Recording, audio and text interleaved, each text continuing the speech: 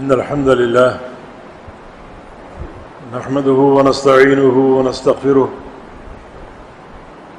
ونعوذ بالله من شرور أنفسنا ومن سيئات أعمالنا من يهده الله فلا مضل له ومن يضلل فلا هادي له وأشهد أن لا إله إلا الله وحده لا شريك له وأشهد أن محمدًا عبده ورسوله يا أيها الذين آمنوا اتقوا الله حق تقاته ولا تموتن إلا وأنتم مسلمون يا أيها الناس اتقوا ربكم الذي خلقكم من نفس واحدة وخلق منها زوجها وبث منهما رجالا كثيرا ونساء واتقوا الله الذي تساءلون به والأرحام إن الله كان عليكم رقيبا يا أيها الذين آمنوا اتقوا الله وقولوا قولا سديدا يصلح لكم أعمالكم ويغفر لكم ذنوبكم ومن يطع الله ورسوله فقد فاز فوزا عظيما أما بعد فإن أصدق الكلام كلام الله وأحسن الهدي هدي محمد صلى الله تعالى عليه وسلم وشر الأمور محدثاتها وكل محدثة بدعة وكل بدعة ضلالة وكل ضلالة في النار من يطع الله ورسوله فقد رشد واهتدى ومن يعص الله ورسوله فقد ضل وغوى اللهم صل على محمد وعلى آل محمد كما صليت على إبراهيم وعلى آل إبراهيم إنك حميد مجيد اللهم بارك على محمد وعلى آل محمد كما باركت على إبراهيم وعلى آل إبراهيم إنك حميد مجيد سبحانك لا علم لنا إلا ما علمتنا إنك أنت العليم الحكيم رب اشرح لي صدري ويسر لي أمري واحلل عقدة من لساني يفقه قولي لقد قال الله سبحانه وتعالى أعوذ بالله من الشيطان الرجيم من همزه ونفخه ونفثه بسم الله الرحمن الرحيم والذين يمسكون بالكتاب وأقاموا الصلاة إنا لا نضيع أجر المصلحين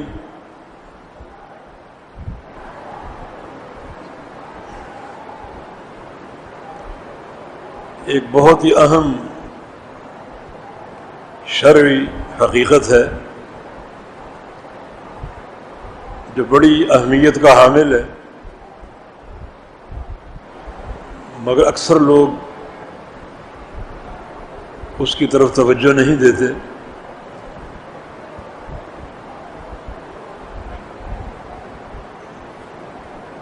اس کا اہتمام نہیں کرتے، کیونکہ اکثریت کو اس کی اہمیت کا نہ علم ہے نہ اندازہ ہے۔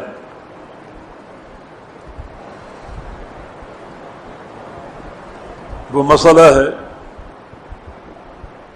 حرمت والے 4 مہینے جن کا آغاز ذوالقعدہ سے ہوتا ہے۔ ذوالقعدہ، ذوالحجہ، محرم، یہ تینوں پیدر گئے ہیں، اور چوتھا حرمت والا مہینہ رجب،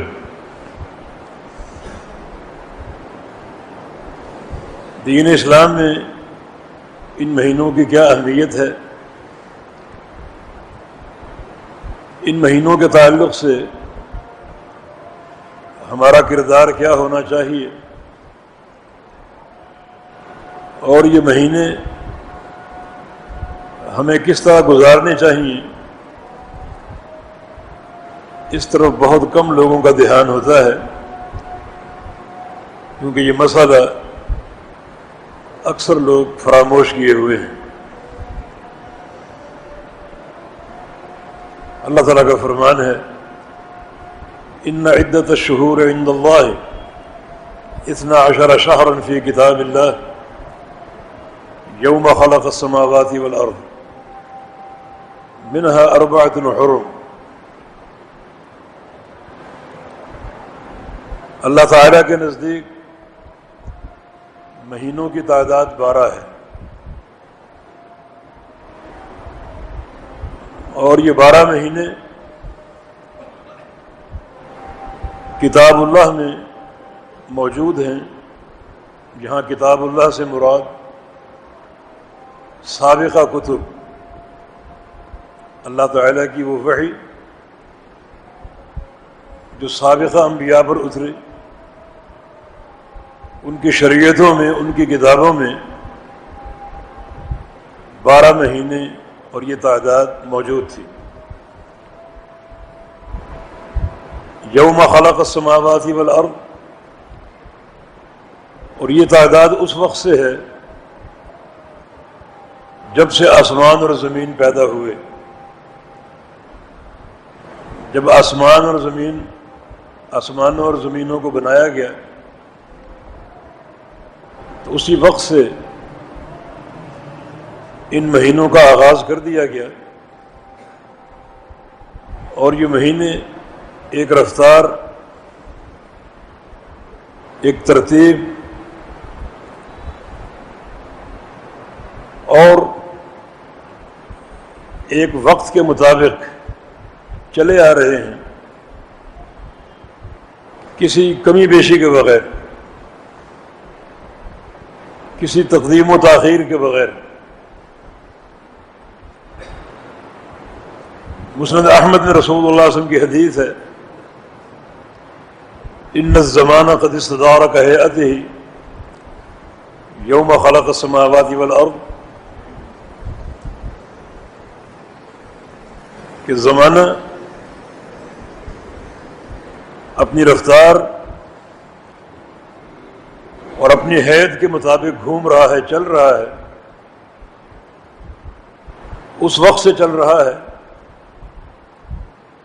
جب سے اللہ رب العزت نے آسمان اور زمینوں کو پیدا فرمایا، اس وقت سے چل رہا ہے،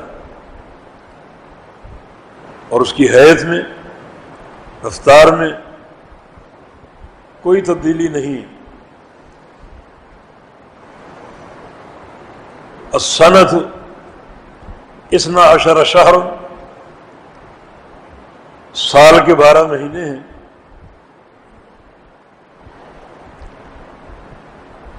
ہر مہینے میں 4 ہفتے ہیں، ہر ہفتے میں 7 دن ہیں، ہر دن میں 24 گھنٹے ہیں، ہر گھنٹہ 60 منٹ کا ہوتا ہے، اور ہر منٹ میں 60 سیکنڈ ہے،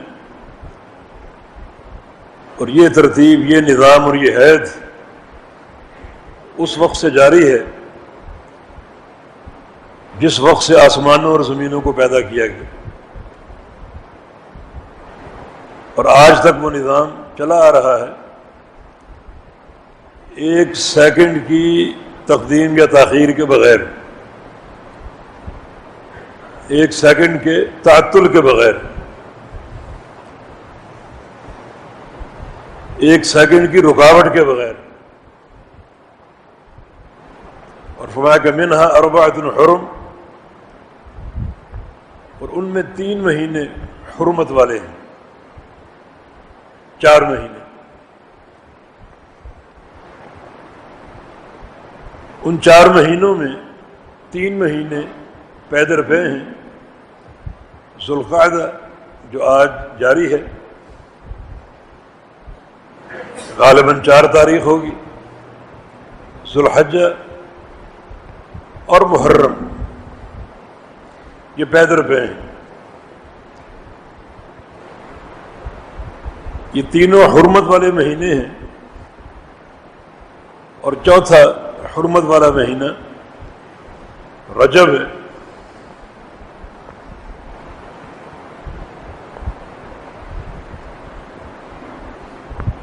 جو جمادی ثانیہ اور شعبان کے درمیان ہے۔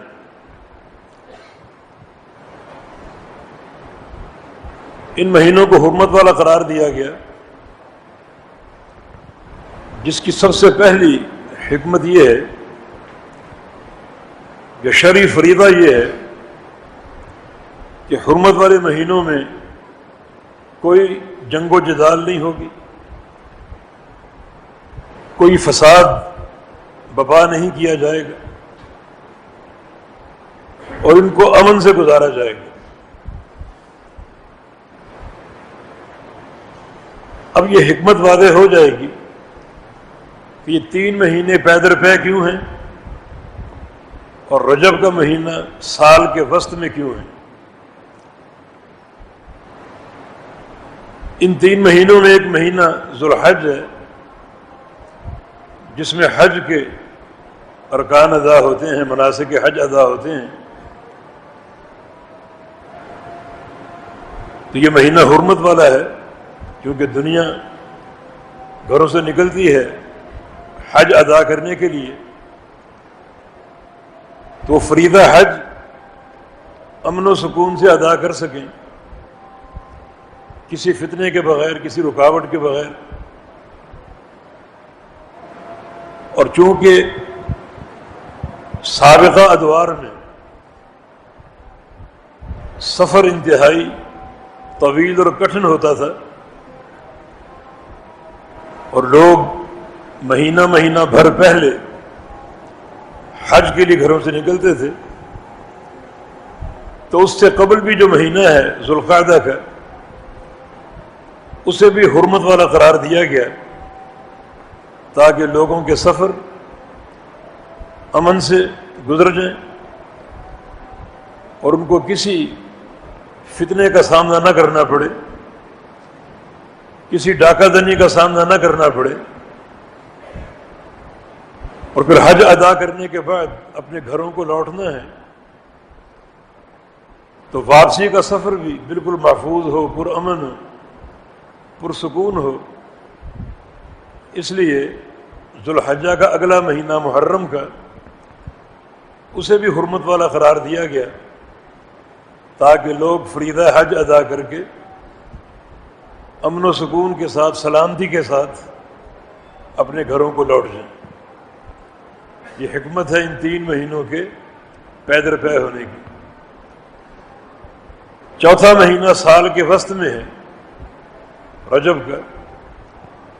اس میں حکمت یہ ہے کہ لوگ سال کے دوران، سال کے وسط میں بیت اللہ کا قصد کریں عمرہ ادا کرنے کے لیے۔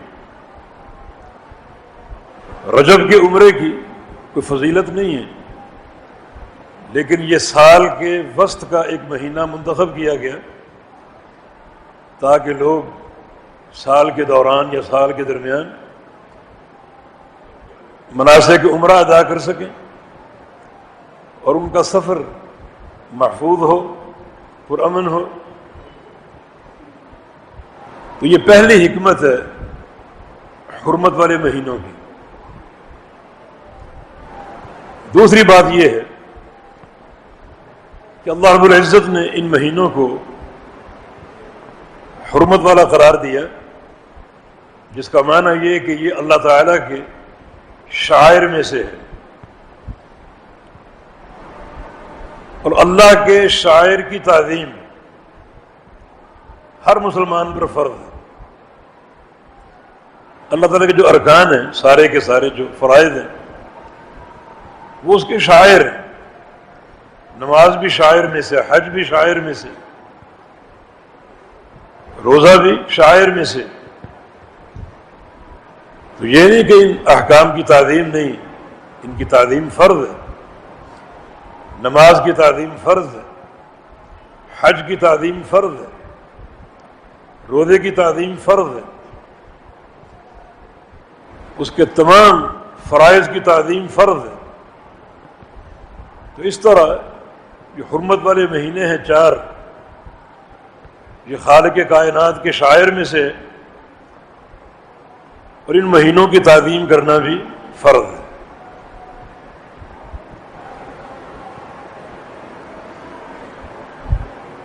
اس کی ایک جھلک نبی علیہ السلام کی ایک حدیث سے واضح ہوتی ہے۔ آپ صلی اللہ علیہ وسلم جب حج کرنے تشریف لے گئے، 10 ذو الحجہ کو آپ نے میدان منا میں خطبہ ارشاد فرمایا۔ صحابہ سے پوچھا ایو یوم ھذا، یہ کون سا دن ہے؟ صحابہ کو معلوم تھا یہ 10 ذو الحج یوم النحر قربانی کا دن ہے، مگر صحابہ خاموش ہے کہ شاید نبی علیہ السلام کوئی اور نام بتائیں اور ہمیں علمی فائدہ ہو جائے۔ تو رسول اللہ صلی اللہ علیہ وسلم نے خود ہی فرمایا الیس یوم النحر، یوم النحر نہیں ہے، یہ قربانی کا دن نہیں ہے؟ عرض کیا کہ جی ہاں۔ پھر آپ نے پوچھا ای شہر ھذا، یہ مہینہ کون سا ہے؟ صحابہ جانتے تھے ذو الحجہ کا مہینہ، مگر آپ خاموش رہے کہ شاید نبی علیہ السلام کو اور نام بتائیں اور ایک علمی فائدہ ہو جائے۔ تو آپ نے خود ہی فرمایا کہ الیس بذی الحجہ، یہ ذو الحج کا مہینہ نہیں ہے؟ جی ہاں، ذو الحج کا مہینہ۔ پھر نبی علیہ السلام نے پوچھا کہ ایو بلد ھذا، یہ شہر کون سا ہے؟ صحابہ جانتے تھے مکہ مکرمہ، مگر صحابہ خاموش رہے کہ شاید نبی علیہ السلام کچھ اور نام بتائیں اور ایک علمی فائدہ ہو جائے۔ تو پھر رسول اللہ صلی اللہ علیہ وسلم نے خود ہی فرمایا کہ یہ بلد الحرام مکہ مکرمہ نہیں؟ جی ہاں۔ اب نبی علیہ السلام نے آگے ایک بڑا عظیم علم ارشاد فرمایا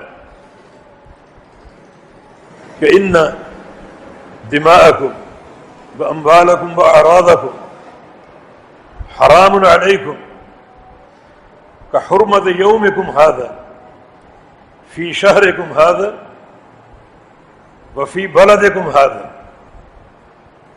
تمہارے مال،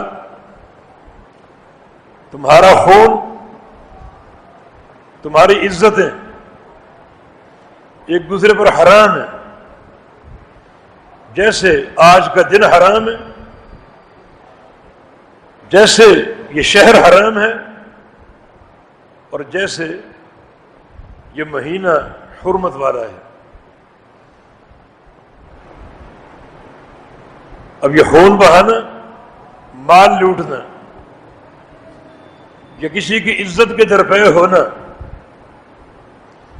یہ حرام ہے۔ ایک دوسرے کا خون تمہارے لیے قابل احترام ہے، ایک دوسرے کا مال تمہارے لیے محترم ہے، ایک دوسرے کی عزت تمہارے لیے محترم ہے، جیسے یہ مہینہ محترم ہے اور جیسے یہ دن محترم ہے اور جیسے یہ شہر محترم ہے۔ تو اس سے آپ سمجھیں کہ حرمت والے مہینوں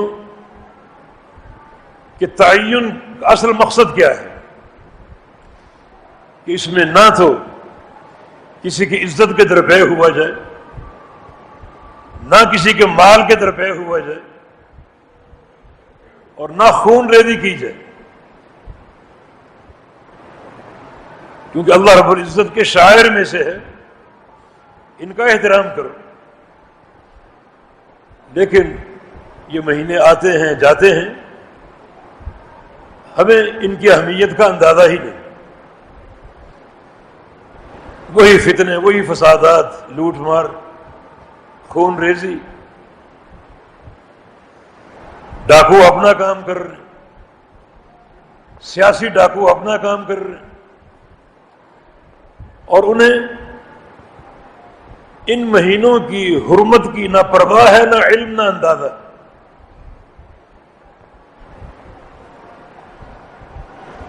اللہ تعالیٰ کیا فرما رہے؟ فَلَا تَظْلِمُوا فِيهِنَّ أَنفُسَكُمْ، کہ ان 4 مہینوں میں اپنے اوپر ظلم نہ کرو۔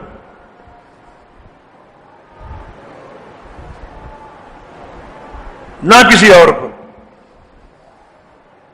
یہ ظلم کی 2 قسمیں، ایک ظلم علی النفس، اپنی جان پر ظلم، اور دوسری قسم ظلم علی الغیر، کسی دوسرے انسان پر ظلم۔ وہ دوسرا انسان کوئی بھی ہو سکتا ہے، وہ آپ کا خاندان ہو سکتا ہے، بیوی بچے ہو سکتے ہیں، دوست احباب ہو سکتے ہیں، کوئی دوسرا انسان ہو سکتا ہے۔ ان مہینوں میں کسی پر ظلم نہیں کرنا۔ اپنے نفس پر ظلم کرنے کا معنی کیا ہے؟ اپنے نفس پر ظلم کرنے کا معنی یہ ہے کہ کسی گناہ کا ارتکاب نہیں کرنا۔ گناہ کا ارتکاب، معصیت کا ارتکاب، یہ ظلم علی النفس ہے۔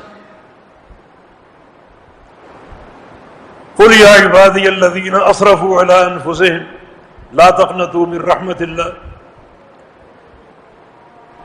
میرے ان بندوں سے کہہ دو جو اپنے نفسوں پر ظلم و زیادتی کر بیٹھے، اللہ کی رحمت سے مایوس نہیں ہونا۔ یہاں اشارہ گناہوں اور معصیتوں کی طرف ہے، تو اپنے نفس پر ظلم کرنا، اس کا معنی معصیتیں کرنا، گناہ کرنا، اللہ اور اس کے رسول کی نافرمانی کرنا۔ تو سن لو، گناہ اور معصیت ہر وقت ناجائز ہے، لیکن جو حرمت والے مہینے ہیں ان میں خاص طور پہ تم نے اپنے آپ پر ظلم نہیں کرنا، معصیتیں نہیں کرنی، اور گناہوں کا ارتکاب نہیں کرنا۔ یہ بات یاد رکھو، اللہ تعالی نے جس شے کو حرمت والا قرار دے دیا، اس شے کی حرمت کو پامال کرنا یہ ڈبل جرم ہوگا، زیادہ اللہ کی ناراضگی کا موجب ہوگا۔ جیسے مکہ مکرمہ بلد حرام ہے، اللہ تعالی نے خود اس کی حرمت کا تعین کیا، اور قرآن کیا کہتا ہے؟ من یرد فیہ بِالْحَادٍ بِظُلْمٍ نُذِقْهُ مِنْ عَذَابٍ أَلِيمٍ۔ بیت اللہ میں پہنچ کر، مکہ مکرمہ پہنچ کر، اگر کوئی شخص الحاد کا ارادہ بھی کرے گا، ہم اسے دردناک عذاب دیں گے۔ ایک ہے گناہ کا ارتکاب کرنا، وہ تو بڑے عذاب کا باعث ہے، اور ایک ہے خالی گناہ کا ارادہ کر لینا۔ میرے گھر پہنچ کر اگر کوئی شخص گناہ کرتا نہیں، صرف ارادہ کرتا ہے، تو وہ بھی عذاب علیم کا مستحق ہے۔ اس کے دل میں کسی معصیت کا ارادہ ہی آتا ہے، وہ بھی دردناک عذاب کا مستحق ہے۔ کیوں؟ اس لیے کہ یہ بیت اللہ، یہ بلد حرام ہے، جس کی حرمت کا تعین خالق کائنات نے کیا۔ حالانکہ ارادہ گناہ جرم نہیں، بندے کے دل میں کوئی ارادہ پیدا ہو جائے اس وقت تک وہ مجرم نہیں قرار پاتا جب تک وہ گناہ کر نہ لے۔ لیکن بلد حرام اس سے مستثنا ہے. یہاں الحاد کا ارادہ بھی جرم ہے. اس ارادے پر بھی عذاب علیم کی وعید ہے. تو اللہ کے بندو اسی طرح یہ چاروں مہینے بھی اللہ تعالیٰ کے حرام کردہ ہیں. ان کی حرمت کا احترام فرض ہے. ان مہینوں میں اگر گناہ کرو گے، ظلم کرو گے، تو یہ مواخذے کا باعث ہوگا، اللہ کی ناراضگی کا باعث ہوگا، اور شدید ترین عذاب کا موجب ہوگا. یہ ظلم علی النفس ہے کہ انسان گناہوں کا ارتکاب کر کے اپنی جان پہ ظلم کرے اور اپنی جان کو ہلاکت کے گڑھے میں جھونک دے، جہنم میں خود ہی پھینکوا دے. یہ ظلم علی النفس کہ اسے اپنے اوپر ترس نہیں آ رہا، اس وجود کو خود جہنم میں جلانا چاہتا ہے گناہوں کا ارتکاب کر کے. اور ظلم علی الغیر کیا ہے؟ دوسروں کے حقوق چھیننا، سلب کرنا، مالی خیانتیں کرنا، مالی زیادتیاں کرنا، غیبتیں کرنا، کسی کی عزت کو اچھالنا. یہ ہر وقت ناجائز ہے، لیکن ان حرمت والے مہینوں میں خاص طور پہ ناجائز ہے. جیسے مکہ حرمت والا شہر ہے، وہاں الحاد کا ارادہ بھی دردناک عذاب کا باعث ہو گیا. اور ظلم تو ہر وقت ناجائز ہے، کسی وقت بھی جائز نہیں ہے. ایک حدیث قدسی میں اللہ پاک فرماتا ہے، یا عبادی انی حرمت الظلم علی نفسی وجعلتہ بینکم محرما فلا تظالموا. اے میرے بندو، میں نے ظلم اپنے اوپر حرام کر لیا ہے. میں عدل ہی عدل قائم کرتا ہوں، ظلم نہیں کرتا. تم پر بھی حرام کر رہا ہوں. ظلم نہ کرنا آپس میں، نہ اپنی جان پر، نہ کسی اور انسان پر. ظلم نہ کرنا. نبی علیہ السلام کی ایک اور حدیث ہے کہ ان الظلم ظلمات یوم القیامہ، کہ دنیا کا ظلم قیامت کے اندھیرے ہیں. جتنا ظلم کرو گے کسی اور پر، اتنا قیامت کی تاریکیاں، ظلمتیں، اندھیرے بڑھتے جائیں گے.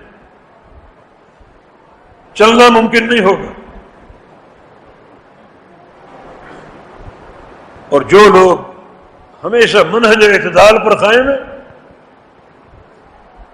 ان کا نور چاروں طرف پھیلا ہوگا. اور ظالم کہیں گے انظرونا نقتبس من نورکم،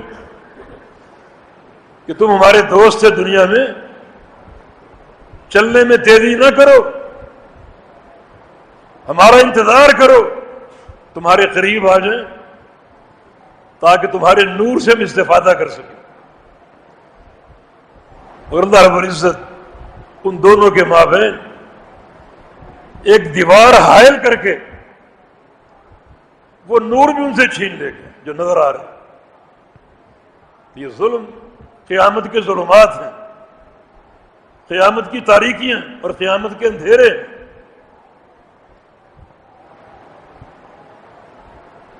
اللہ تعالیٰ کا ساتھ مظلوم کے ساتھ ہے.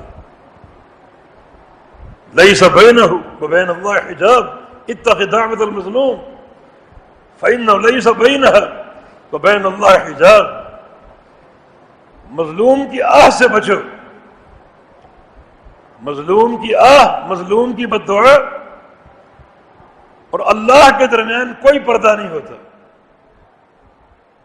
اور اللہ رب العزت اپنی مظلوم بندے سے کہتا ہے لأنصرنک ولو بعد حین، میرے بندے میں تیری مدد ضرور کروں گا، خواہ کچھ عرصے بعد ہی کروں، لیکن کروں گا ضرور. تیری مدد ضرور کروں گا، خواہ کچھ وقت کے بعد کروں، یا اللہ فوری کیوں نہیں، کچھ وقت کے بعد کیوں؟ ہاں، اللہ رب العزت مظلوم کا تضرع، اس کا آہ و بکا سننا چاہتا ہے۔ اللہ چاہتا ہے کہ میرے بندے مجھے پکاریں، میرے سامنے روئیں، مناجاتیں کریں، یہ اللہ کو بہت ہی پسند ہے۔ یہ معاملہ ظلم کا، اور یہ ظلم کے عمومی احکام، یہی ظلم اگر ان 4 مہینوں میں روا رکھا گیا تو اس کی وعید زیادہ شدید ہے، زیادہ سخت ہے۔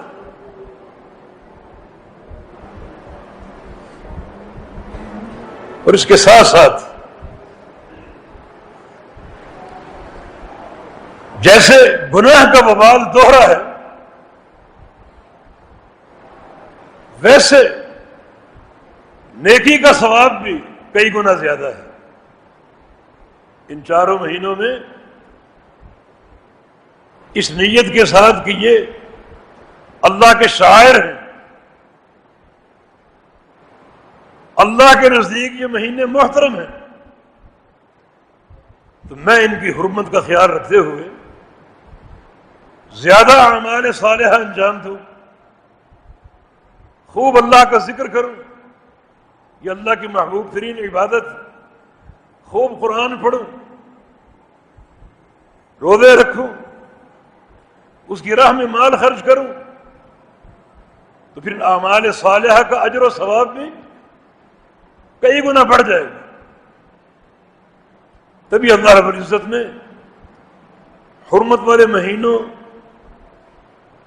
کا جہاں ذکر کیا ہے، وہاں اس آیت کے آخر میں فرمایا وَاعْلَمُوا أَنَّ اللَّهَ مَعَ الْمُتَّقِينَ، جان لو اللہ متقین کے ساتھ ہے۔ ان مہینوں میں اگر تقوی کا بھرپور مظاہرہ کرو گے، تقوی معصیتوں سے بچاؤ کا نام ہے، اور اللہ اور اس کے رسول کی اطاعت کے دائرے میں اعمال صالحہ انجام دینے کا نام ہے۔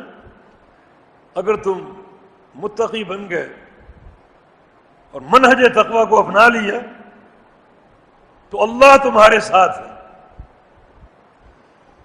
یہ اجر و ثواب کا بڑا عجیب سلسلہ ہے، اللہ تمہارے ساتھ ہے، جیسے ان اللہ مع الصابرین، اللہ تمہارے ساتھ ہے، بہت بڑی فضیلت ہے۔ تو ان مہینوں میں منہج تقوی پر قائم رہنے والے اس عظیم بشارت کے مستحق ہیں کہ اللہ ان کے ساتھ ہے۔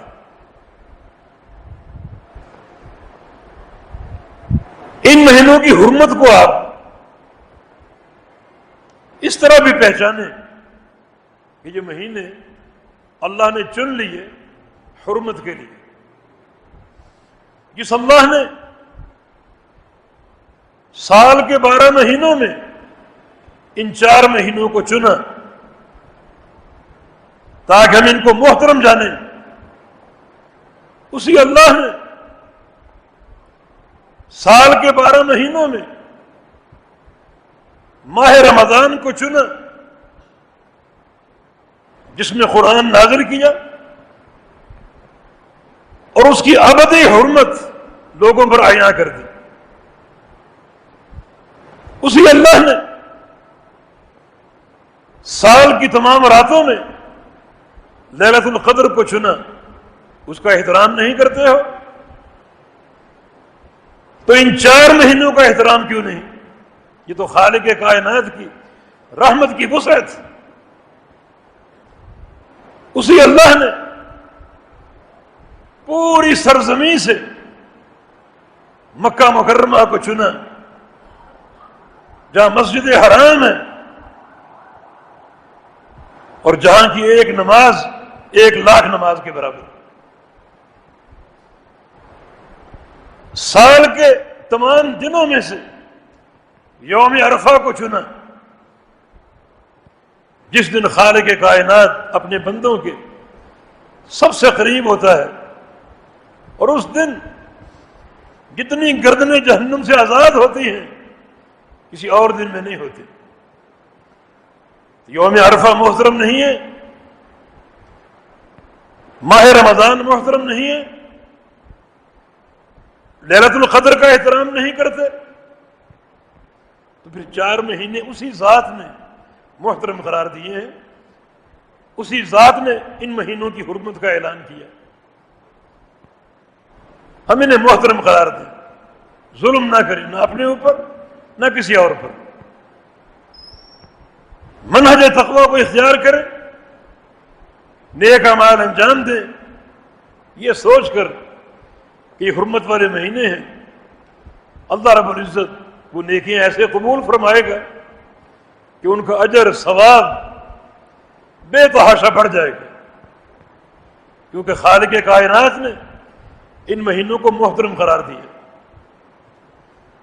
تو ہر موقع کے لیے شریعت کو دیکھنا اور شریعت کے احکام کی پابندی کرنا یہ ہماری ضرورت ہے اخروی کامیابی کے لیے اور اپنے پروردگار کی رضا کو حاصل کرنے کے لیے.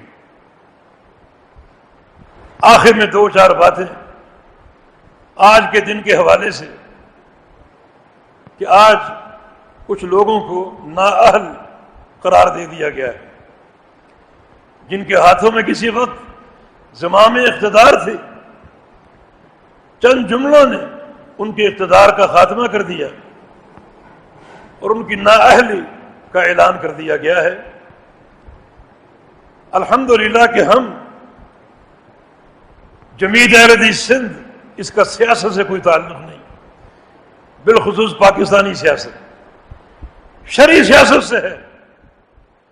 شرعی سیاست اقامت توحید کا نام ہے کہ اللہ کے توحید کے داعی اور مبلغ بن جاؤ اور اس زمین کی پشت پر کسی اور کا اقتدار نہیں، اپنے خالق اور مالک کا اقتدار قائم کرو. یہ ہماری سیاست کا محور. قولوا لا الہ الا اللہ. ہمارے بہت سے احباب، بہت سے بزرگ، خاص طور پہ پنجاب سے ان کا تعلق، وہ اس شخص کے ہم نوالا ہم پیالہ تھے اور اس سے تعلق جوڑنے میں بڑا فخر محسوس کرتے تھے. ان کے لمحہ فکریہ کہ ایک ایسا شخص جو 8 سال بیت اللہ کے پڑوس میں رہا اور پاکستان آتے ہی اپنی سرگرمی کا آغاز داتا دربار سے کیا، اور آج وہ ایک کٹہرے میں کھڑا ہے جہاں نااہلی کی تلوار اس کے سر پہ لٹک رہی ہے. اب اس دوستی کے بارے میں سوچا جائے سنجیدگی سے.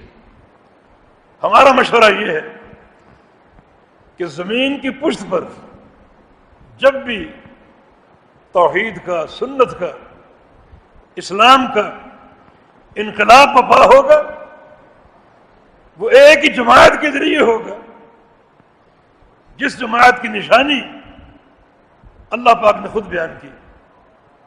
اللہ پاک فرماتا ہے یا ایھا الذین آمنوا من یرتد منکم عن دینہ فسوف یأتی اللہ بقوم یحبهم ویحبونہ. اے ایمان والو، اگر تم اس دین سے مرتد ہو جاؤ، سارے کے سارے اپنے آپ کو پلٹا لو، مرتد ہو جاؤ، کافر ہو جاؤ اور میرے دین کو چھوڑ دو، ساری دنیا باغی ہو جائے، تو میں پھر بھی اسلام کو دوبارہ قائم کرنے پر قادر ہوں. وہ کیسے؟ بقوم، ایک جماعت کے ذریعے. یہ کام سب کا نہیں. اگر یہ کام سب کا ہوتا تو کسرا اور کیسر کو رسول بنا دیا جاتا، دنیا کے سونے اور چاندی کے مالک، طاقتوں کے مالک. اللہ نے ایک کمزور ہستی کا انتخاب کیوں کیا؟ در یتیم کا، جو پیدا ہوا تو دائیاں ٹھکرا رہی کہ اس گھر سے کچھ نہیں ملنے کا. یتیم پیدا ہوا، کچھ عرصے بعد والدہ بھی ساتھ چھوڑ گئی، چچا نے کفالت کی، دادا نے کفالت کی، وہ بھی ساتھ چھوڑ گیا، چچا بھی ساتھ چھوڑ گئے۔ جس بیوی نے اپنے مال کے ساتھ مواسات کی، خدیجہ رضی اللہ عنہا، وہ بھی ساتھ چھوڑ گئی۔ کیوں انتخاب کیا؟ کیونکہ اس کا دل پوری کائنات میں سب سے زیادہ صاف ستھرا تھا۔ ابن مسعود فرماتے ہیں کہ ان اللہ نظر الى قلوب العباد فوجد قلب محمد من خیر قلوب العباد فاصطفاه لرسالته۔ جب نبی علیہ السلام کی بعثت کا وقت آیا تو اللہ تعالیٰ نے بندوں کے دلوں کو دیکھا تو اللہ نے کیا پایا کہ محمد صلی اللہ علیہ وسلم کا دل پوری کائنات میں سب سے نفیس، سب سے ستھرا، سب سے پاکیزہ، روشن، مجلہ اور مصفہ ہے۔ تو اللہ نے اس شخصیت کو باوجود ظاہری کمزوری کے چن لیا اپنی رسالت کے لیے۔ اس شخص کے سر پہ نبوت کا تاج سجا دیا۔ ثم نظر الى قلوب العباد، پھر بندوں کے دلوں میں جھانکا، فوجد قلوب اصحابہ من خیر قلوب العباد فاصطفاہم لصحبۃ نبیہ صلی اللہ علیہ وسلم۔ اللہ نے کیا دیکھا، کیا پایا؟ جو نبی کے صحابہ ہیں ان کے دل سب سے پاکیزہ ہیں، ابو بکر، عمر، عثمان، علی، عبد الرحمن عوف، ابو عبیدہ بن جراح، ان کے دل سب سے پاکیزہ ہیں۔ تو اللہ نے ان نفوس قدسیہ کو اپنے نبی کی صحبت کے لیے چن لیا۔ تو یہاں دل کی پاکیزگی چاہیے، یہ ظاہری طاقت نہیں، تقوی چاہیے۔ متقی لوگ ہی اسلام کی نشأت ثانیہ کا باعث بنتے ہیں۔ تو اللہ فرما رہا ہے کہ اگر تم سارے مرتد ہو جاؤ، ہم دوبارہ دین کو قائم کرنے پر قادر ہیں، لیکن کیسے؟ ایک جماعت کے ذریعے۔ اس جماعت کی خوبی کیا ہے؟ یحبہم ویحبونہ، اللہ کو اس جماعت سے محبت ہوگی اور اس جماعت کو اللہ سے محبت ہوگی۔ یعنی غلبہ دین کا محور جو نقطہ ہے وہ خالق کائنات کی محبت۔ یہ کام وہ لوگ کر سکیں گے جن کو اللہ سے محبت ہے اور اللہ کو ان سے محبت۔ اور دین اسلام میں اللہ تعالیٰ کی محبت کی ایک ہی بنیاد ہے، قل ان کنتم تحبون اللہ فاتبعونی، میرے حبیب کہہ دو اگر اللہ کی محبت چاہتے ہو تو اس کا ایک ہی طریقہ اور ایک ہی راستہ ہے کہ میری اتباع کرو، کتاب و سنت کی اتباع، وحی کی پیروی، اللہ کے حبیب کی اتباع۔ یہ ثمرہ ہے بحمد اللہ ثم بحمد اللہ جماعت اہل حدیث کا۔ اس زمین کی پشت پر اگر اسلام کا نظام قائم ہو سکتا ہے، شرک کی بے خونی ہو کر توحید کی علمبرداری قائم ہو سکتی ہے، بدعت کی بے خونی ہو کر سنت کی اقامت حاصل ہو سکتی ہے، تو وہ اس جماعت کے ذریعے ممکن ہے جن کے پاس توحید کا فہم ہے اور سنت کی اتباع ہے، اور وہ بھی الحمدللہ اہل الحدیث ہیں اور کوئی نہیں۔ تو پھر یہی جماعت اس اصلاح کا کام کر سکتی۔ دوسرے مقام پر فرمایا والذین یمسکون بالکتاب واقاموا الصلاۃ انا لا نضیع اجر المصلحین۔ دو خوبیاں، جنہوں نے کتاب و سنت کو تھام لیا اور نمازیں سیدھی کر لی، سنت کے مطابق ادا کر لی، یہ لوگ مصلحین ہیں، دنیا میں اصلاح کا کام کرنے والے۔ دو ان کی نشانیاں ہیں، دو ان کی علامتیں ہیں، ایک کتاب و سنت کو تھامنے والے، دوسرا ان کی نمازیں جو ہیں وہ باپ دادا کے طریقے سے نہیں ہوں گی، قوم برادری کے طریقے سے نہیں ہوں گی، بلکہ وہ مطابق ہوں گی عین محمد الرسول رسم کے طریقے کی۔ باپ دادا کی نماز قابل قبول نہیں ہے، قوم برادری کی نماز قابل قبول نہیں ہے۔ اس زمین پر اللہ کی حجت نہ کسی کا باپ ہے نہ کسی کا دادا ہے، اللہ کی حجت اللہ کے انبیاء ہیں، اور ہماری حجت محمد الرسول اللہ صلی اللہ علیہ وسلم۔ ہماری نمازیں اللہ کے حبیب کی نمازوں کے مطابق ہوں، اور جو جماعت اس وصف کو پیدا کر لے تو مصلحین کی جماعت ہے، اصلاح کرنے والی، شرک کو دھو کر توحید قائم کرنے والی، بدعت کی بیخونی کر کے سنت کی علمبرداری کرنے والی۔ تو عہد الحدیث کی تربیت کرو، عہد الحدیث کو تیار کرو، ان لوگوں کا ساتھ چھوڑ دو جن لوگوں کی جو ہے وہ کرتوتیں سامنے آ گئی، ان کے رویے سامنے آ گئے، ان کا کردار سامنے آ گیا۔ پہلے بھی تھا، کوئی ڈھکا چھپا نہیں تھا کہ ایک شخص 8 سال بیت اللہ میں گزار کر توحید پر قائم نہ ہو سکا اور اپنے مشن کا آغاز داتا دربار سے کرتا ہے، تو ایسے شخص سے تعلق چہ معنی دار، اور آج تو حرف اخیر سامنے آ چکا۔ ہم یہ مشورہ دینے میں حق بجانب ہیں کہ جماعت اہل حدیث پر توجہ دیجیے، ان نوجوانوں پر توجہ دیجیے، ان کی اصلاح کا کام کیجیے۔ اسلامی انقلاب اگر آ سکتا ہے تو وہ انہی کے رہین منت ہے۔ شب و روز ان میں گزاریے، ان کی اصلاح کیجیے، ان کی تعلیم و تربیت کا اہتمام کیجیے۔ یہ ایک امانت آپ کو سونپی گئی ہے، اس امانت کا حق ادا کیجیے، اور ساتھ ساتھ دعائیں کریں کہ اللہ رب العزت اس ملک کی حفاظت کرے۔ یا اللہ یہ ملک جو لا الہ الا اللہ کی بنیاد پر حاصل ہوا، اس کی حفاظت فرما۔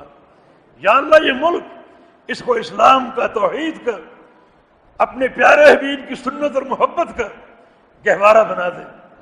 یا اللہ اس کو حاسدین کے حسد سے بچا، معاندین کی شرارتوں سے بچا، اس کے چپے چپے کی حفاظت فرما، اس کی اصلاح کی توفیق عطا فرما دے۔